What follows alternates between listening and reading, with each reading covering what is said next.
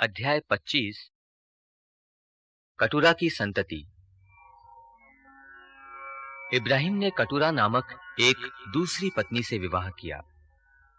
उससे ये पुत्र हुए: जिम्रान, योक्षान, मदान, मिदियान, यिशबाक और शुआ। योक्षान के पुत्र थे शबा और ददान। ददान के वंशज हुए अशूरी, लटूशी और लउम्मी लोग। मिदियान के पुत्र थे एफा, एफेर, हनोक, अबीदा और एल्दाह। ये सब कटुरा के वंशज हैं। इब्राहिम ने अपनी सारी संपत्ति इसहाक को दे दी। अपनी उपपत्नियों के पुत्रों को इब्राहिम ने केवल धन, वस्त्र आदि दिए और अपने जीवन काल में ही उन्हें अपने पुत्र इसहाक से दूर पूर्व देश में भेजा। इब्राहिम की मृत्यु। इब्राहिम कुल मिलाकर 175 वर्ष तक जीवित रहने के बाद मरा। सुखी वृद्धावस्था में अच्छी पकी उम्र में उसका देहांत हुआ और वह अपने पूर्वजों से जा मिला। उसके पुत्र इसहाक और इस्माइल ने मामरे के पूर्व हित्ती सोहर के पुत्र एफ्रोन के खेत में मकपेला की गुफा में उसे दफनाया। इब्राहिम ने वह खेत हित्तियों से खरीदा था। वहां इब्राहिम और उसकी पत्नी सारा का दफन किया गया। इब्राहिम के मरने के बाद ईश्वर ने उसके पुत्र इसहाक को आशीर्वाद दिया। इसहाक बैर लय रोई नामक कुएं के पास रहता था। इस्माइल के वंशज। इब्राहिम के पुत्र इस्माइल की, जो सारा की मिस्री दासी हागार से इब्राहिम के यहां पैदा हुआ था, वंशावली यह है। इस्माइल के पुत्रों के नाम उनके जन्म के क्रमानुसार ये हैं: इस्माइल का सबसे बड़ा पुत्र नबायोत, फिर केदार, अदबेल, मिबसाम, मिश्मा, दूमा, मस्सा, हदद, तेमा, यटूर, नाफिश और केदमा। ये ही इस्माइल के पुत्र थे। इनके नामों के आधार पर इनकी बस्तियों और शिविरों के नाम पड़ गए और ये 12 वंशों के मूल पुरुष हैं। इस्माइल कुल मिलाकर 137 वर्ष तक जीवित रहने के बाद मरा और अपने पूर्वजों से जा मिला।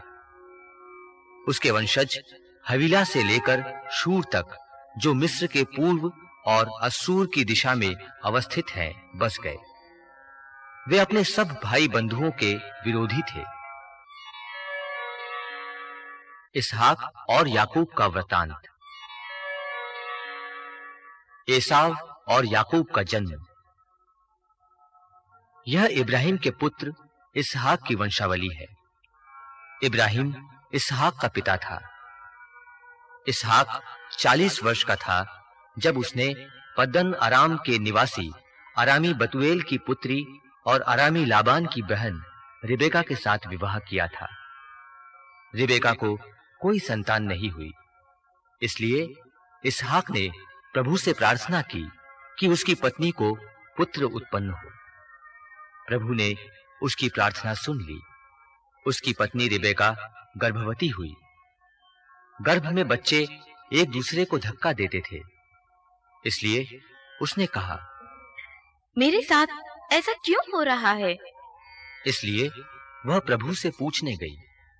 प्रभु ने उसे उत्तर दिया, तुम्हारे गर्भ में 2 प्रजातियां हैं।